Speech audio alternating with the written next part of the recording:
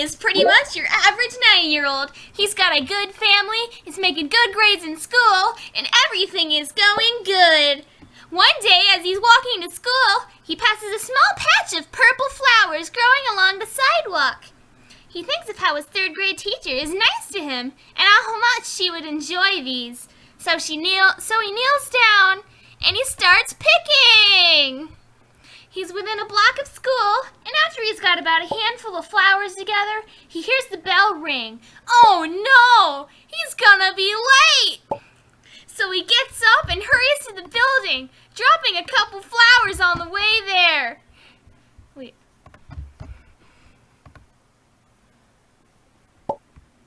what's that? Good.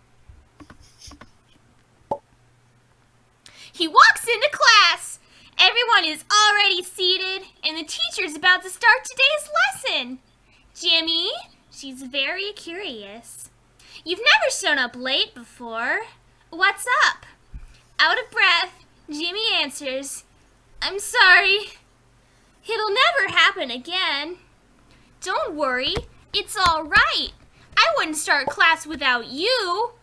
Before he sits down, he walks up to her desk with a gift. But I did pick you these purple flowers. The room went silent.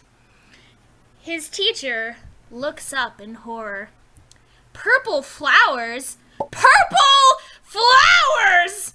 Young man, you're going to the principal's office. She jumps to attention, kicks the chair out from under her, and slaps the flowers from his hand.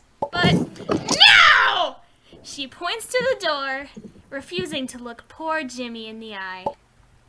He turns around, stares at the floor, and starts walking.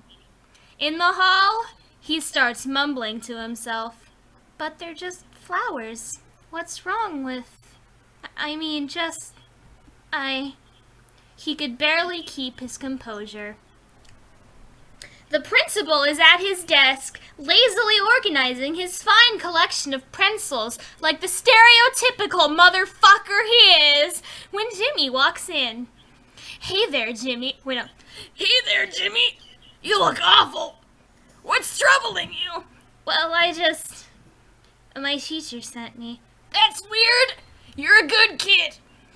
I don't think you've ever been here before. Sorry, what the fuck? I know, sir. He finally works up some effort. You see, I was on the way to school when I decided to pick some purple flowers. Okay, that's it! The principal takes on a fierce demeanor. You're out of here! Jimmy is shocked. Just go home and don't come back. His principal swivels his chair away from him. I'm destroying all of your records. You're no longer allowed to enter this building. Confused, Jimmy understands he has no choice but to get up and walk home. With barely enough energy to move, he opens the front door. Hearing him walk in, his mother comes in from another room. Are you not feeling well today, son? I don't know, Mom. They told me to go home. Oh dear, did someone pick on you? She walks over and hugs him.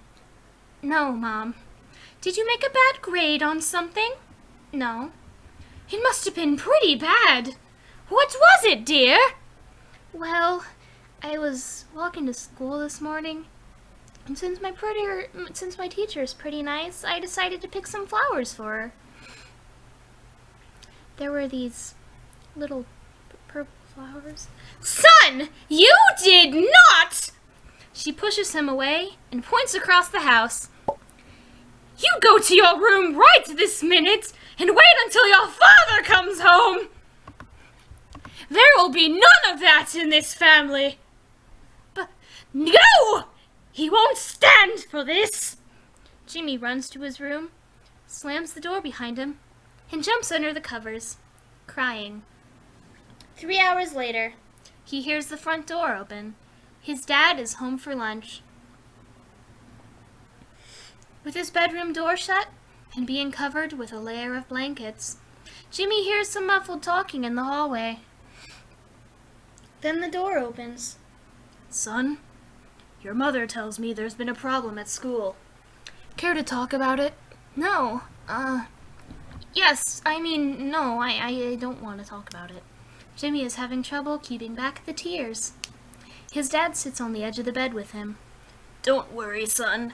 It can't be that bad. Are you sure? A muffled voice peeks over the covers. His father reassures him. Yeah, we can talk about anything. What's been going on? Well, Jimmy stops crying. I was walking to school, and I thought of my teacher, and I thought she would like a gift, so I picked some purple flowers. His father stands up. What? I thought I taught you better than this!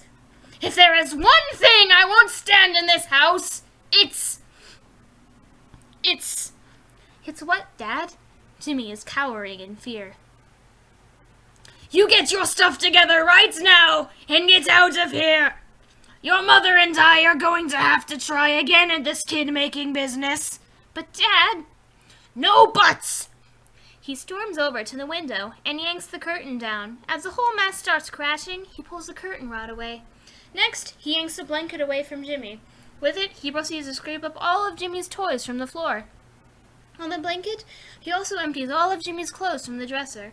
He grabs the curtain rod, bundles the blanket with all of his new contents, and finally picks up Jimmy, who is absolutely terrified of the situation he's found himself in.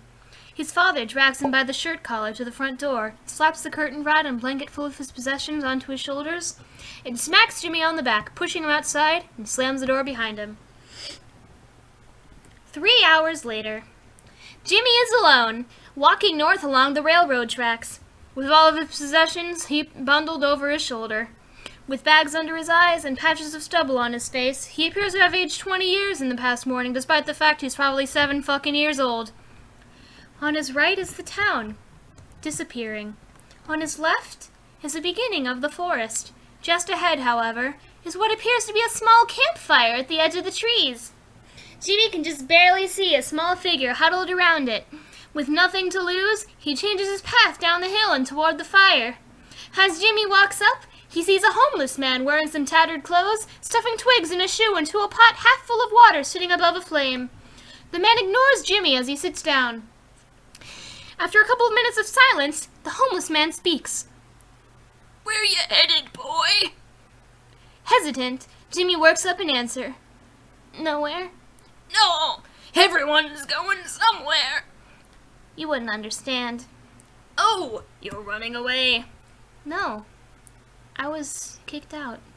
What the hell for? Did you kill someone? I said you wouldn't understand. Don't worry about it. I've heard 'em all. You want to know why I'm here? Walking along the railroad tracks, there's a typo in there. Alone, with my only possessions bundled over my shoulder. Sure. You promise not to get mad and kick me out? Yeah, okay. Well, I was walking to school, thinking of my teacher. Jimmy looks at the homeless man out of the corner of his eye, and I decided to. He gets up on his knees as if to get into a better position to run away. Pick some purple flowers for her. Dude! With only one eye, the homeless man glares at him. You promised! No, man, you don't do that! What's the big deal? I can't talk about it. And if you knew it was good for you, you'd get your crap together and the hell out of here. Where am I gonna go? I've been kicked out of school, disowned by my family. The only person who would speak to me is probably gonna tell me to run away again. And I'm only 9 years old, so he's 9 and not 7. Jimmy stands up. I want to know what the big deal is with these purple flowers. Keep your damn voice down. You never know who's hiding in these woods. Now sit down, boy. Hearing the first positive reaction from anyone all day, Jimmy calms down. I'm sorry. I've just had a bad day. And for good reason. Here, I'm only gonna tell you once, so listen up. You can find the answers to all your problems in the next town. Where? Jimmy is a hyper 9-year-old, remember? I'm getting there, boy. What you need to do is get back on... Walk about 15 miles in the same direction you were going, you'll get to the next town. At the first big intersection, head to your right about 2 blocks. Go left for a block. Then go to the left again about half a block. And on the north side of the street, in the middle of a bunch of buildings all run together, you'll see an open doorway. Inside that is a flight of stairs, and at the top of them, the stairs is a hallway. You need to go to the right all the way to the end. Turn to the left. Go down about 4 doors on your right. There will be another hallway. And the second door on your left will be a door with a purple flower on it. Behind that door is what you're looking for. Now get your ass moving, because it makes me sick just having to look at you. Oh my god. Thank you. Jimmy is so excited, he runs off without picking up his belongings. Homeless man glances back and forth between Jimmy, happily running away, and Jimmy's belongings sitting next to the fire in front of him. He shrugs, unties a blanket, grabs a random toy, and tosses it in the boiling water. 3 hours later, as usual, Jimmy, exhausted from 15 miles of running, sees the next town in the distance. The shadows from the forest are on his left are getting longer, and nightfall is coming soon. Looking forward to a conclusion to the strange set of events, he continues jogging. As he gets to the first intersection, he remembers the homeless man's directions. Head to your right 2 blocks. He goes to the right a couple blocks and jogs to the intersection. Go left for a block. He turns to the left, jogs across the street, and goes for another block. Go left again about half a block. Jogging around a building, he takes a left. Across the street, he looks across, and sure enough, among a line of clearly marked offices is an open doorway. He can barely make out the flight of stairs in the darkness behind it. He takes off running across the street, and he's hit by a truck, killing him instantly.